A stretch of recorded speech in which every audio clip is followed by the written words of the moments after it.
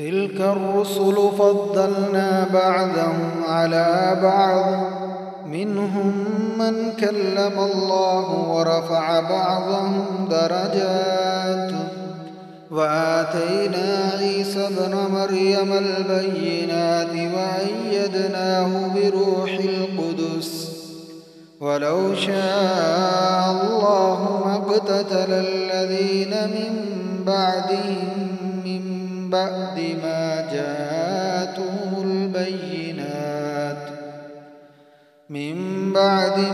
جاءتهم البينات ولكن اختلفوا فمنهم من آمن ومنهم من كفر ولو شاء الله ما اقتتلوا ولكن الله يفعل ما يريد. يا أيها الذين آمنوا أنفقوا مما رزقناكم من قبل أن يأتي يوم لا بيع فيه ولا خلة ولا شفاعة والكافرون هم الظالمون. الله لا إله إلا هو الحي القيوم لا تأخذه سنة ولا نوم له ما في السماوات وما في الأرض من ذا الذي يشفع عنده إلا بإذنه يعلم ما بين أيديهم وما خلفهم ولا يحيطون بشيء من علمه إلا بما شاء وسع كرسيه السماوات والأرض ولا يئوده حفظهما وهو العلي العظيم. لا إكراه في الدين قد تبين الرشد من الغي فمن يكفر بالطاغوت ويؤمن بالله فقد استمسك بالعروة الوثقى لا انفصام لها والله سميع عليم. الله ولي الذين آمنوا يخرجهم من الظلمات إلى النور والذين كفروا أولياءهم الطاغوت يخرجونهم من النور إلى الظلمات أولئك أصحاب النار هم فيها خالدون.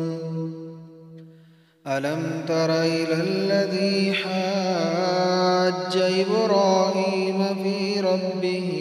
أن آتاه الله الملك إذ قال إبراهيم ربي الذي يحيي ويميت قال أنا أحيي وأميت قال إبراهيم فإن الله يأتي بالشمس من المشرق فأت بها من المغرب فبهت الذي كفر والله لا يهدي القوم الظالمين. أو كالذي مر على قرية وهي خاوية على عروشها قال أنى يحيي هذه الله بعد موتها فأماته الله 100 عام ثم بعثه قال كم لبثت قال لبثت يوما أو بعض يوم قال بل لبثت 100 عام فانظر إلى طعامك وشرابك لم يتسنه وانظر إلى حمارك ولنجعلك آية للناس الناس وانظر إلى العظام كيف ننشزها ثم نكسوها لحما فلما تبين له قال أعلم أن الله على كل شيء قدير. وإذ قال إبراهيم رب أرني كيف تحيي الموتى قال أولم تؤمن قال بلى ولكن ليطمئن قلبي قال فخذ أربعة من الطير فصرهن إليك ثم اجعل على كل جبل منهن جزعا ثم ادعوهن يأتينك سعيا واعلم أن الله عزيز حكيم.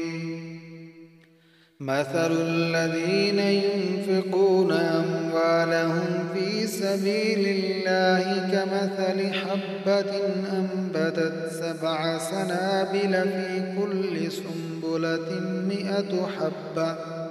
والله يضاعف لمن يشاء والله واسع عليم. الذين ينفقون أموالهم في سبيل الله ثم لا يتبعون ما أنفقوا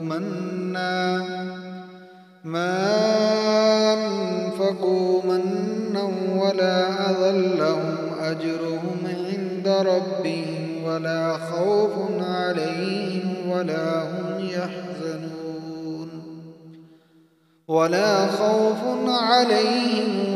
هم يحزنون. قول معروف ومغفرة خير من صدقة يتبعها أذى والله غني حليم. يا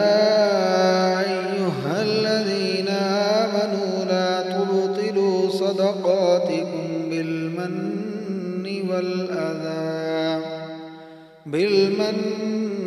والأذى كالذي ينفق ماله رئاء الناس ولا يؤمن بالله واليوم الآخر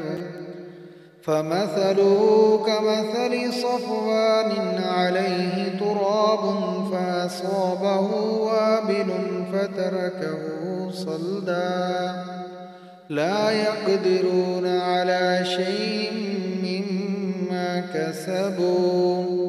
والله لا يهدي القوم الكافرين. ومثل الذين ينفقون أموالهم ابتغاء مرضات الله وتثبيتا من أنفسهم كمثل جنة بربوة أصابها وابل فآتت أكلها ضعفين فإن لم يصبها وابل فطل والله بما تعملون بصير. أيود أحدكم أن تكون له جنة من نخيل وأعناب تجري من تحتها الأنهار له فيها من كل الثمرات